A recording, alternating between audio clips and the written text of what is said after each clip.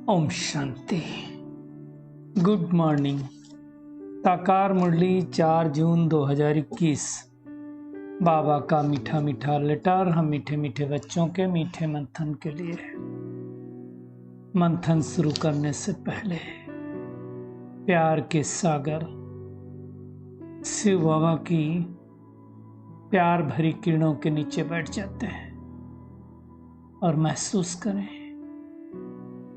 मैं प्रेम स्वरूप आत्मा हूं, प्रेम के सागर की संतान हूं। प्यार के सागर शिव बाबा बोले, मीठे बच्चे, शिव बाबा और ब्रह्मा बाबा दोनों की मत मशहूर है।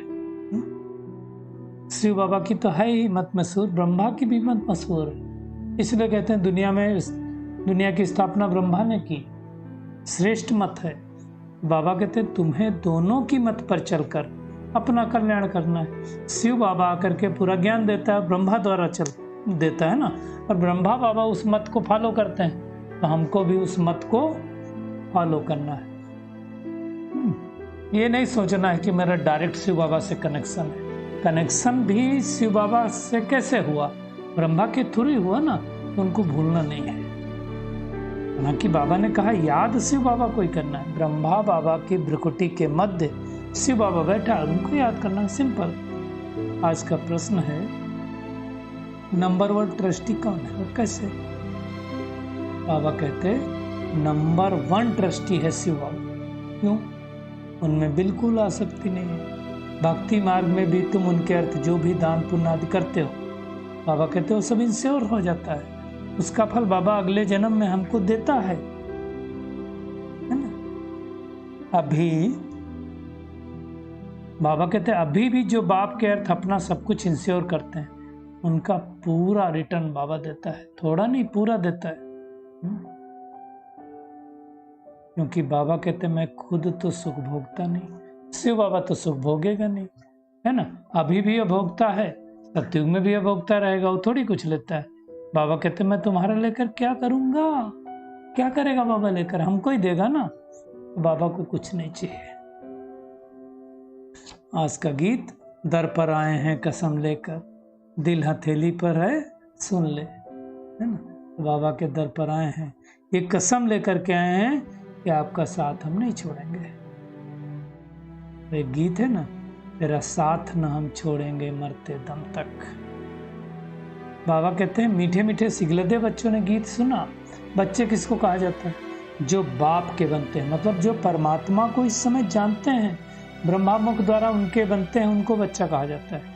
बाबा कहते हैं तुम्हारा अंतिम मर्जीवा जन्म है, जीते जी बाप का बनना है।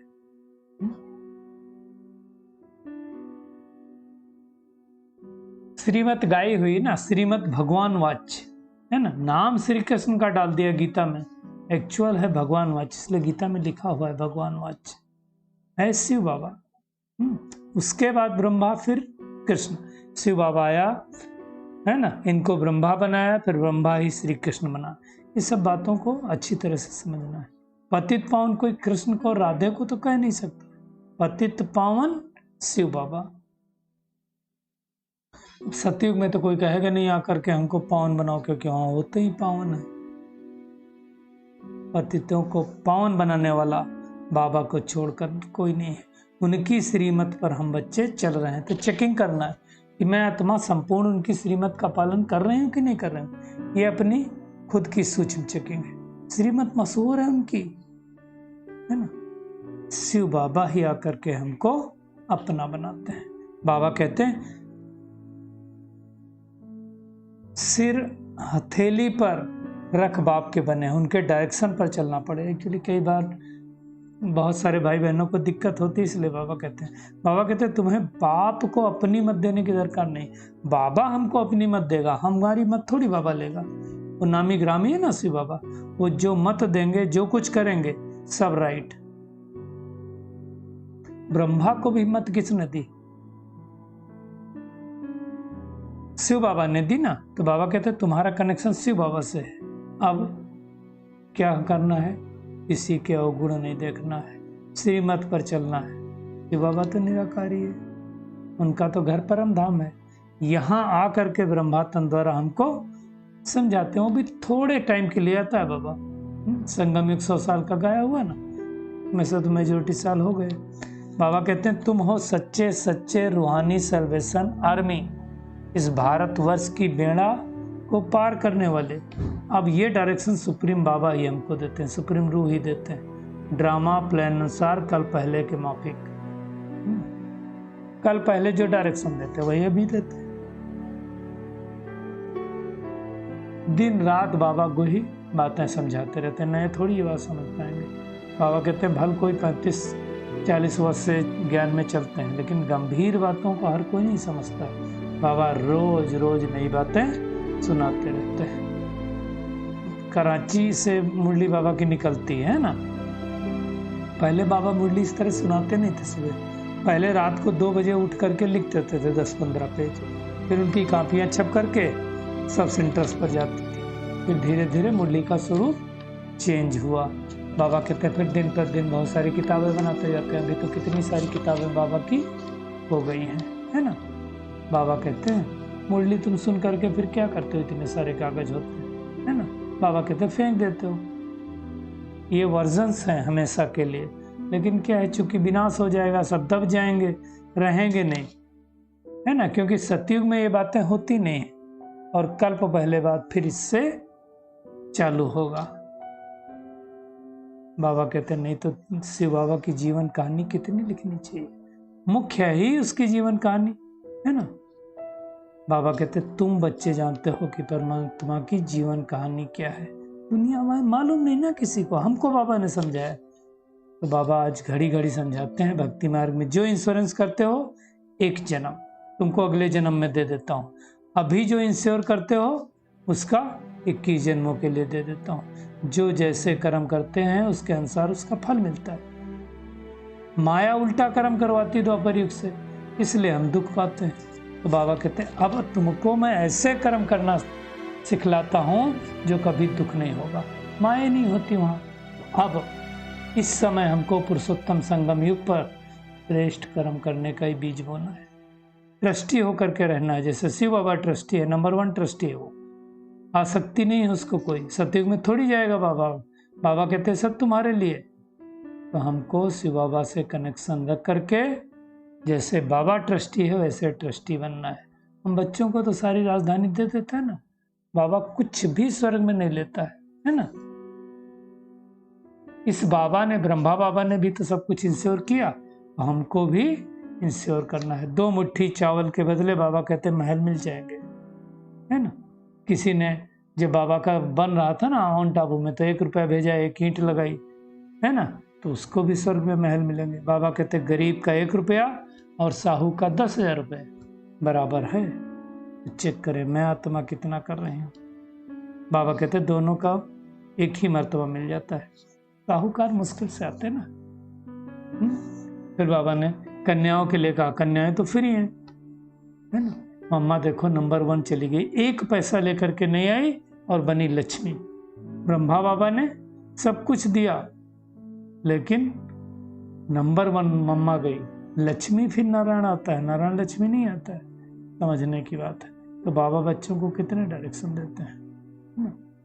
अगर बाबा को समाचार लिखेंगे, लेटर रोज लिखना है बाबा को, तो बाबा हमको टच करेगा कि क्या करना है क्या नहीं करना है ना।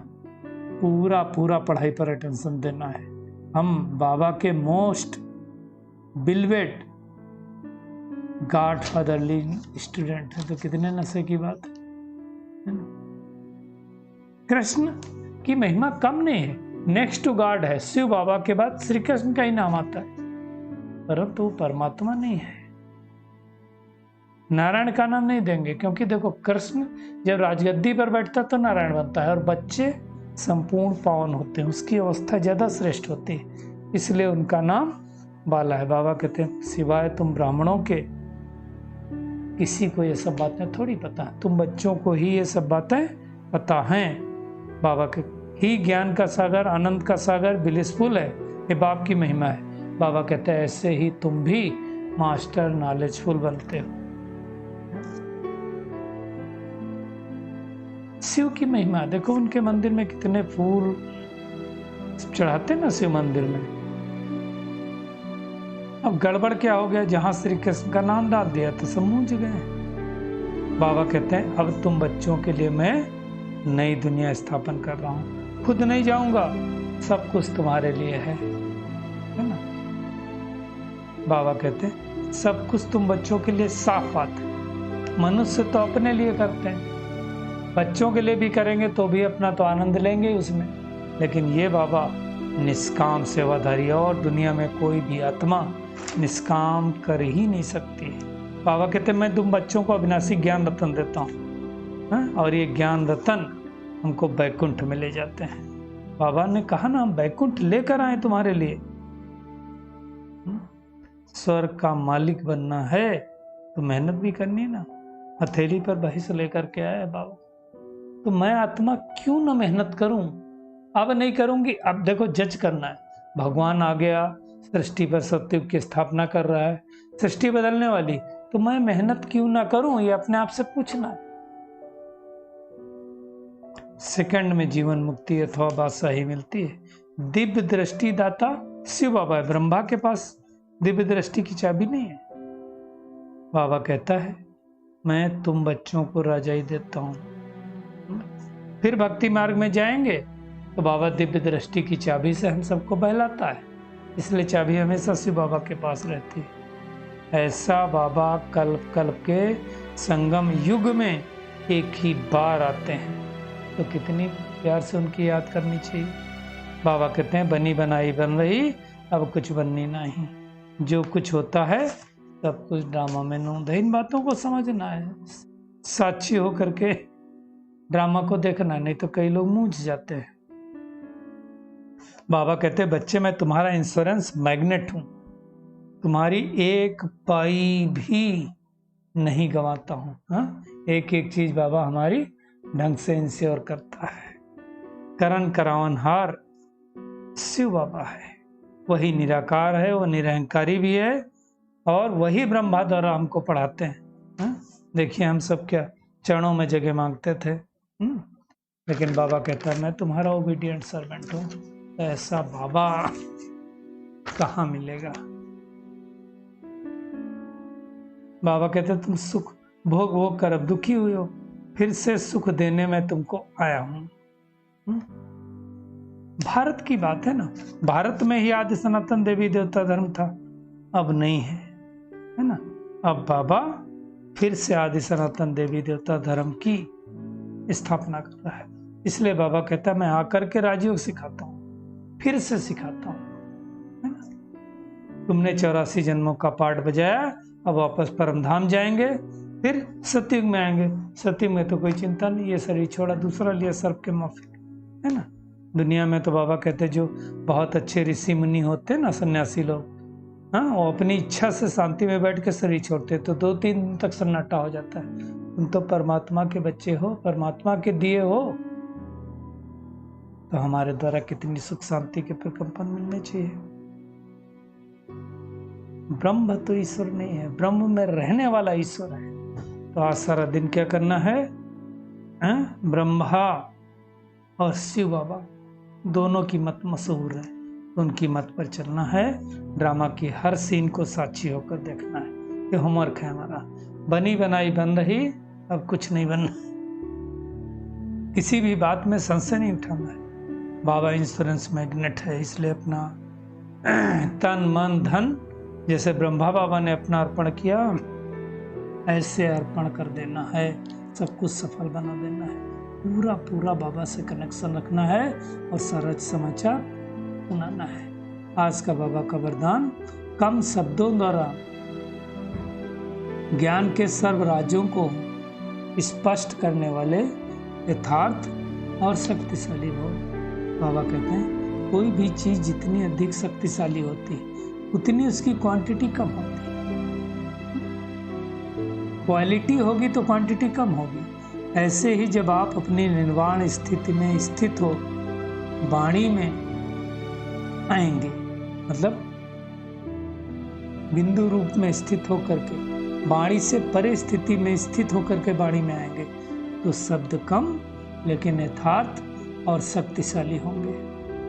एक शब्द में हजारों शब्दों का रहस्य समाया हुआ होगा, जिससे व्यर्थ वाणी ऑटोमेटिकली समाप्त हो जाएगी।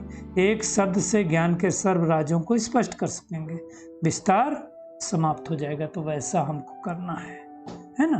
अब वाणी से परे जाकर के फिर वाणी में आना है। स्लोगन है दिल से बाबा कहना, अर्थात खुशी और शक्ति की प्राप्ति करना। तो दिल से कहो मेरा बाबा। चलिए परमात्मा किरणों के नीचे बैठ जाते हैं और महसूस करें मैं पद्मा पदम भाग्यशाली आत्मा हूं। परमात्मा हमको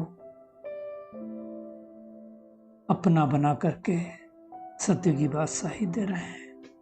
स्वर्ग हथेली पर लेकर के आए हैं, लेकिन उस स्वर्ग को लेने के लिए हमें संपूर्ण रीत से शिव बाबा की और ब्रह्मा बाबा की मत पर चलना है। ड्रामा की हर सीन को साक्षी होकर देखना है, किसी बात में संशय नहीं उठाना है। अब ज्ञान के द्वारा सर्व ज्ञान के राज्यों को स्पष्ट रूप से समझ करके शक्तिशाली बनना है। दिल से मेरा बाबा। शुक्रिया मीठे प्यारे बाप दादा, शुक्रिया आप सभी का इस मीठे मंथन के लिए। ओम शांति।